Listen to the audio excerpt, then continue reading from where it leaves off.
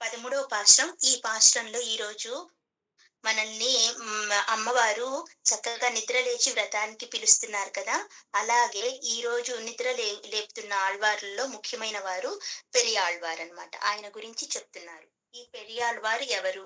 పెరియాళ్వారు శ్రీవిల్లిపుత్తూరు అనే ఊర్లో ఒక పేద బ్రాహ్మణ కుటుంబంలో పుట్టారు. తల్లిదండ్రులు ఇద్దరు కూడాను చాలా పేదవారు. మరి ఈయన కూడా పేదరికం అంటే ఇంక తెలిసిందే కదా! పాతకాలంలో బ్రాహ్మణ వంశంలో ఆ పేదరికం ఎంత బాధ పెడుతూ ఉంటుంది వారిని అని. సరే, తల్లిదండ్రులు ఏం చేశారంటే ఈయన్ని పాఠశాలలో గోకుల పాఠశాలలో అప్పుడు ఇలాగ మనకి కాన్వెంట్లు అలా ఏం లేవనమాట. గోకులాలుండేయి. గోకుల పాఠశాలలు అనేవారు. ఆ పాఠశాలలో చేర్పించి నువ్వు విద్య నేర్చుకోమన్నారు. విద్యను అభ్యసించమంటే ఆయన నాకు వద్దు, నేనవేమీ చెయ్యను, నేను స్వామివారి సేవ చేసుకుంటాను అన్నారు. అంటే శ్రీవిల్లిపుత్తూరులో వటపత్ర సాయి అనే శ్రీమన్నారాయణుడి గుడి ఒకటుందనమాట. చక్కటి గుడి ఉంది.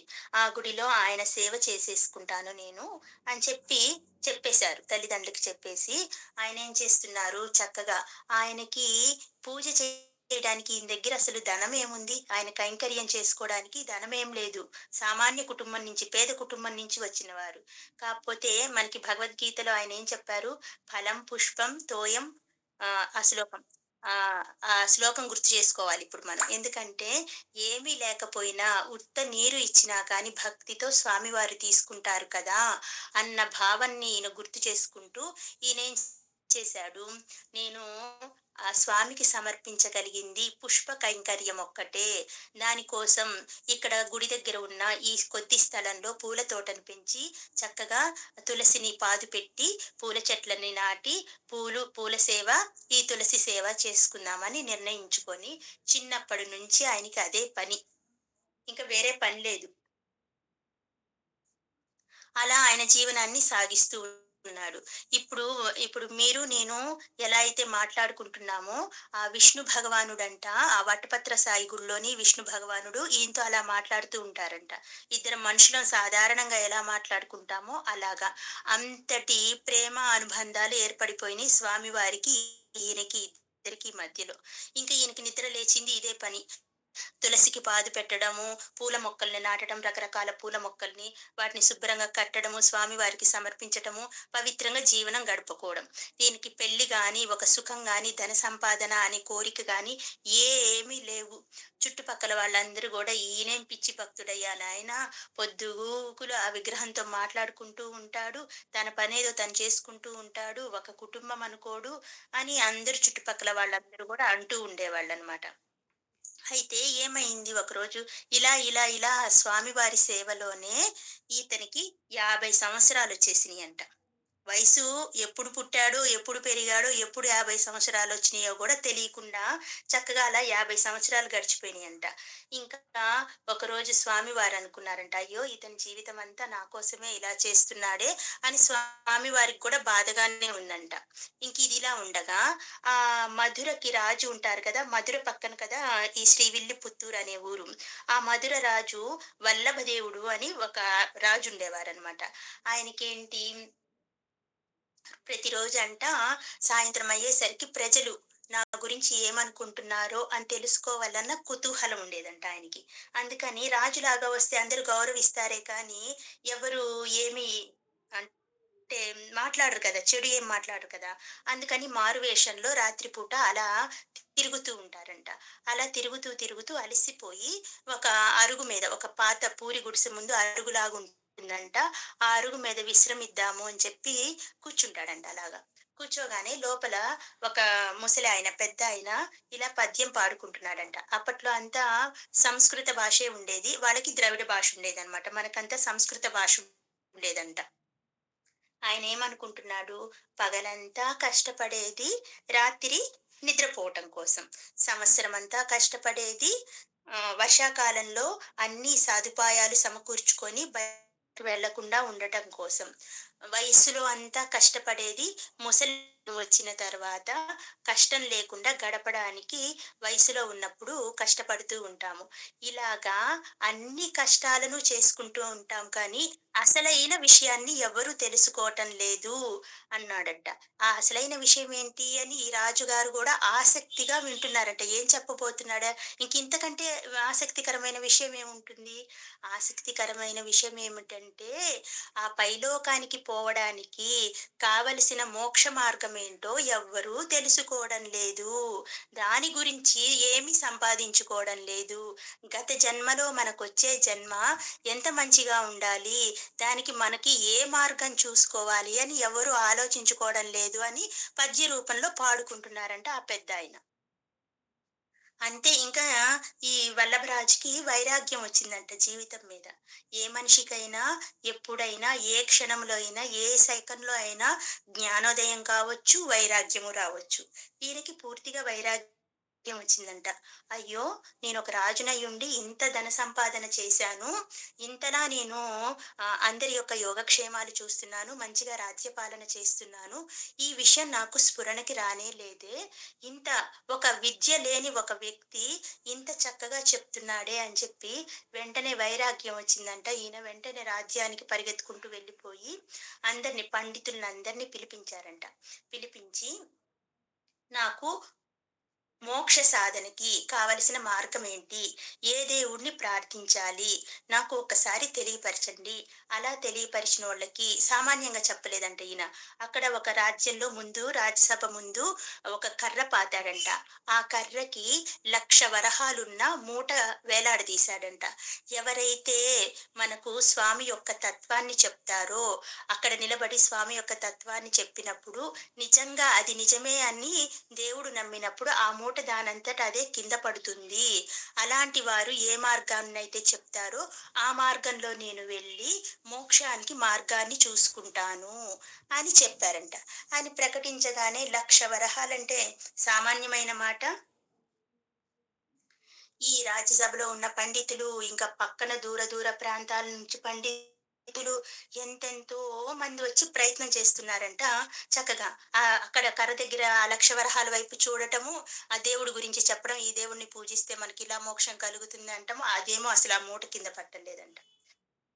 ఇవేమి పట్టవు మన పెరియాళ్ళవారికి. ఈయనకసలు ఏమి పట్టవు ఇవన్నీ. ఆయన పని ఆయన చేసుకుంటూ ఉన్నాడంట. విష్ణుమూర్తి వచ్చాడంట. విష్ణుమూర్తి తోటలోకొచ్చి, "అయ్యా! అయ్యా! ఇట్లా రాజుగారు ఇలా ప్రకటించారు. పో వెళ్ళు. వెళ్ళి ఆ ధనం తీసుకొనొచ్చుకో. నా గురించి చెప్పు నువ్వు. నా గురించి చెప్పి నువ్వు ఆ ధనం తీసుకొచ్చుకో పో" అని చెప్పారంట. ఈయన నవ్వాడంట. "అయ్యో! ఎందుకు నవ్వుతున్నావు? నేనింత మంచి విషయాన్ని చెప్తుంటే నీకెందుకు నవ్వొస్తుంది" అంటే, "అయ్యో స్వామి మీకేమన్నా పిచ్చా ఏంటి? నాకే ఏమొచ్చు? నేనేమన్నా చదువుకున్నానా? లేదా నాకేమన్నా జ్ఞానం ఉందా? నాకు తెలిసిందల్లా ఒక్కటి. ఏంటది? ఈ మట్టిని తవ్వటం, పాదులు పెట్టుకోవటం, పుష్ప కైంకర్యం చేసుకోవటం. నాకు తెలిసిన పని ఇదొక్కటే" అని చెప్పాడంట. మీరంటే ఏటేటో చెప్తున్నారు, అక్కడికి పొమ్మంటున్నారు, మీ గురించి చెప్పమంటున్నారు, తెచ్చుకోమంటున్నారు. నాకైతే పోయేదేం లేదు. నా శరీరానికి ఇదే అంటాం చూడు అవమానాలు, కీర్తులు ఏమీ అవసరం లేదు. నాకు పరువు పోయినా నాకేం పర్వాలేదు. మీ గురించి చెప్పబోయి మీకు చెడ్డ పేరు తెస్తానేమో చూసుకోండి అన్నాడంట. అయినా పర్లేదు పోయి చూసుకో నువ్వు చెప్పు నా గురించి అన్నాడంట. ఎంతకీ ఈయన వినలేదు. వీళ్ళిద్దరి మధ్య జరిగిన సంఘటని మనకు శ్రీకృష్ణ దేవరాయలు 'ఆముక్తమాల్యద' అనే గ్రంథాన్ని రచన చేశారు అని చెప్పాను కదా! అందులో తెలుగు పద్యాలతోనే ఆయన చేశారు. ఈ సంవాదాన్ని ఆయన 2 శ్లోకాల్లో చక్కగా కూర్చారండి. ఎంతో మంచి శ్లోకాలనమాట.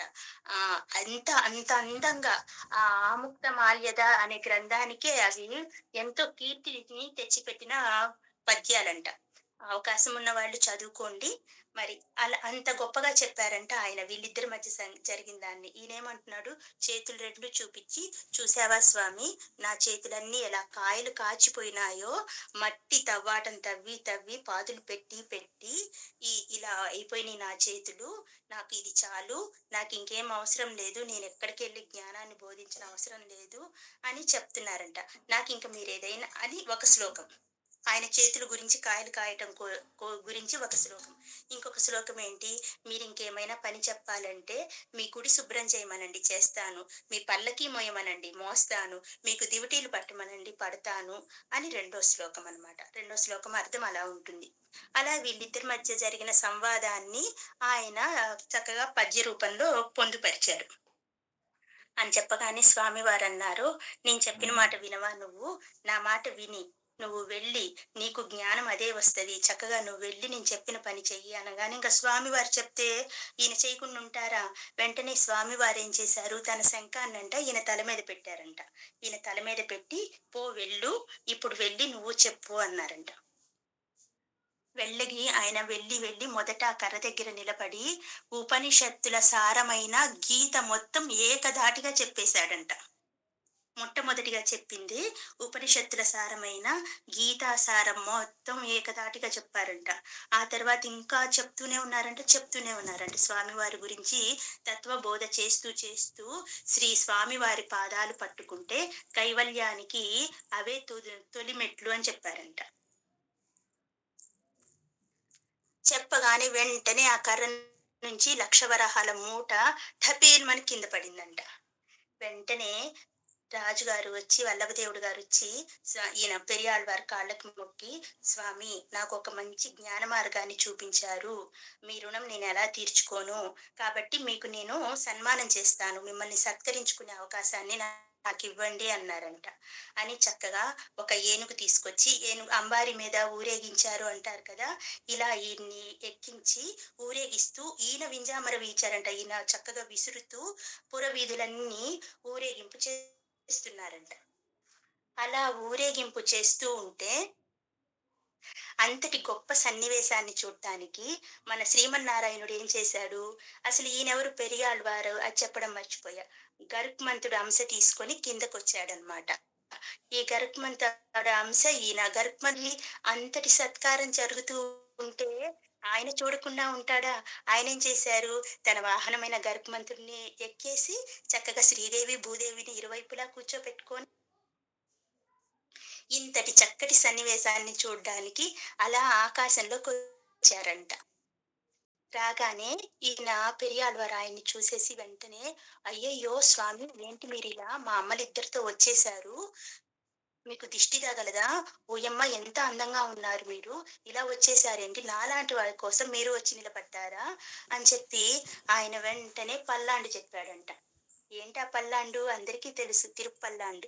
పల్లాండు పల్లాండు పల్లారు రత్తాండు అని ఇంకా తిరుప్పల్లాండు చెప్పాడంట. అంటే ఏంటి తిరుప్పల్లాండ అంటే మంగళాశాసనం. దేవుడికి దిష్టి తగులుతుందేమోనని చెప్పి ఆయన వెంటనే పల్లాండు చెప్పాడంట. ఎంత ముచ్చటగా ఉంటాయో ఆ 12 పాసురాలు. పల్లాండు పల్లాండు పల్లాయిరత్తాండు పలకోడి నూరాయిరం అని మొదలవుతుంది. అలా 12 పాసురాలు ఆషువుగా చెప్పేశారంట ఆయన మీద మంగళాశాసనం పాసురాలు. ఏంటివి స్వామికి దిష్టి తగులుతుందేమోనని చెప్పిన పాసురాలు. అబ్బబ్బా! స్వామి మురిసిపోయాడంట.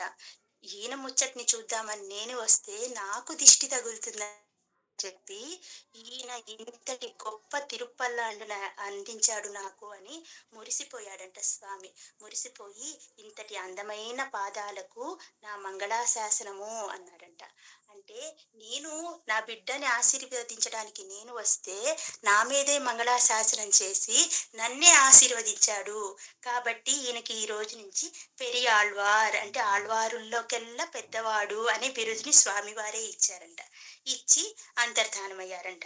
ఆ తర్వాత ఏం చేశారు, ఈ పురవీధులు ఊరేగింపంతా అయిపోయిన తర్వాత రాజుగారు ఆయనకి ఆ లక్షవరహాల మూటతో పాటు ఇంకా ఎన్నో కానుకలు అవన్నీ ఇచ్చి పంపించారంట. మరి అంత సంపాదన వచ్చింది కదా! మరి ఆయన ఇప్పుడైనా సుఖంగా ఉండొచ్చు కదా! ఆయనేం చేశారో చూడండి. చక్కగా ఆ సంపాదనంతా దాని ద్వారా వచ్చిన సంపాదనంతా తీసుకొనెళ్ళి ఆ వటపత్ర సాయి ఆలయానికి కావలసిన మరమ్మత్తులు ఇంకా దేనికోసమో వాడమని స్వామివారికి అప్పచెప్పేశారంట. ఒక్క పైసా కూడా తీసుకోలా. అంతటి సత్కారం జరిగిన తరువాత కూడా అదే మనమైతే ఎంత గర్వంతో ఉప్పొంగిపోతాం. ఒకళ్ళెవరైనా మనల్ని మెచ్చుకుంటేనే చాలు. మనం అలా మునగ చెట్టుకి వెళ్ళిపోతాం. ఈయనేం చేశాడు, అదంతా తీసుకొనొచ్చాడు, ఇచ్చేశాడు. మళ్ళీ సాధారణంగా ఆయన గోచి ఆయన పెట్టుకున్నాడు. ఆయన తోట పనికి ఆయన దిగేశాడు. ఎంత గొప్ప వ్యక్తో చూడు. ఇంకా స్వామికి ఇంకా అసలు ప్రేమ ఎక్కువైపోయిందంట. అయ్యో! ఇతనికి నేను ధనమిచ్చాను. దాన్ని నాకే వాడేశాడు. కీర్తినిచ్చాను. మళ్ళీ తిప్పి నాకే ఆశీర్వాదం రూపంలో, మంగళాశాసనం రూపంలో ఇచ్చిన విద్యనంతా నా కోసమే వాడాడు. నేను ఆయన కోసం ఇచ్చిన ధనాన్ని నా కోసమే వాడాడు. ఈయన జీవితాన్ని నా కోసమే చేసేశాడు. మొత్తం పూర్తిగా అంకితం చేసేశాడు. ఇతనికి నేనేం చేయగలను? ఎంత గొప్ప భావనొచ్చిందో చూడండి స్వామివారికి. ఇతనికి నేను తిరిగి ఏమివ్వగలను అన్న ఆలోచనొచ్చిందంట. ఆలోచన రాగానే వెంటనే ఆయన భూదేవి వైపు చూశాడంట చిరునవ్వుతో. స్వామివారి మనోభావం అమ్మవారికి తెలియకుండా ఉంటుందా? వెంటనే ఆమె నవ్వారంట. నవ్వి చక్కగా "స్వామి నాకర్థమయ్యింది. మీరేం చెప్పబోతున్నారో" అని హాయిగా ఈ తులసి వనాన్ని, తులసి పాదుల్ని పెట్టి, తులసి వనాన్ని బాగా ఉద్ధరించి, మీకు తులసి సేవ, పుష్ప కైంకర్యం చేసుకున్నందుకు, ఆ తులసి వనంలోనే ఆయన్ని కరుణించమని మీరు నాతో చెప్తున్నారు. నాకర్థమయ్యింది అని ఆమె చెప్పిందంట. ఇంకా అర్థమైన తర్వాత ఆయనకి ఏం జరిగింది అనేది మనందరికీ తెలుసు. చక్కగా భూదేవి చిన్న పాప రూపంలో ఆ తులసి వనంలో తులసి పాదు పెట్టే దగ్గర అయోనిజగా దొరికింది ఆయనకి. ఇంకా ఇంతవరకే ఈ ఆళ్వార్ గురించి. అలా స్వామివారే ఈయన్ని స్వయంగా పెరియాళ్వార్ అని దీవించారనమాట. ఈయనేమో పల్లాండు 12 పాసురాలు రాశారు. ఇంకా ఈ అది ఏదో తమిళ్‌ది గుర్తు రాలేదండి నాకు. దాంట్లో 461 పాసురాలు రాశారు ఈయన మొత్తం. ఈయన గరుత్మంతుడి అంశ తీసుకొని కిందకు వచ్చారు. ఇంకా ఏంటి, అసలు విష్ణుమూర్తికి వైకుంఠం మీదంట విసుగొస్తే ఆయన 2 చోట్లకి మాత్రమే వస్తాడంట. విష్ణుమూర్తికి బాగా ఇష్టమైన 2 ప్రదేశాలు ఏవిరా అంటే, ఒకటి తిరుమల, 2 శ్రీవిల్లిపుత్తూరు. ఈ రెండిటికే వస్తాడంట. ఆయనకి వైకుంఠంలో భక్తులు వెళ్ళి వాళ్ళ బాధలు విని అలసిపోయినప్పుడు చక్కగా తిరుమలకొచ్చి సేద తీరుతారంట. ఇంకోటి శ్రీవిల్లిపుత్తూరుకొచ్చారంట. అలాంటి శ్రీవిల్లిపుత్తూరులో ఈ పెరియాళ్వారు ఆయన సేవ చేసుకొని తరించారు. ఆయనేమన్నారు తెలుసా స్వామివారు భూదేవితో, "నేను ఈయనకి తిరిగి ఏమివ్వగలనో తెలుసా భూదేవి? ఈయనకి తిరిగి నేనేమివ్వబోతున్నానంటే, నన్ను నేనే సమర్పించుకుంటున్నాను" అని ఒక మాట అన్న మాట నిలబెట్టుకున్నాడు. ఎలా సమర్పించుకున్నారు అనేది మనం ఇంట్రడక్షన్ క్లాస్‌లో తెలుసుకున్నాము. ఎలా సమర్పించుకున్నాడు ఆయనకి ఆయనే? చక్కగా వాళ్ళ కూతుర్ని పెళ్లి చేసుకొని, ఆయనకి ఆయనే సమర్పించుకున్నాడు. స్వామిని ఈయనకి సమర్పించుకున్నాడు చక్కగా. జై శ్రీమన్నారాయణ.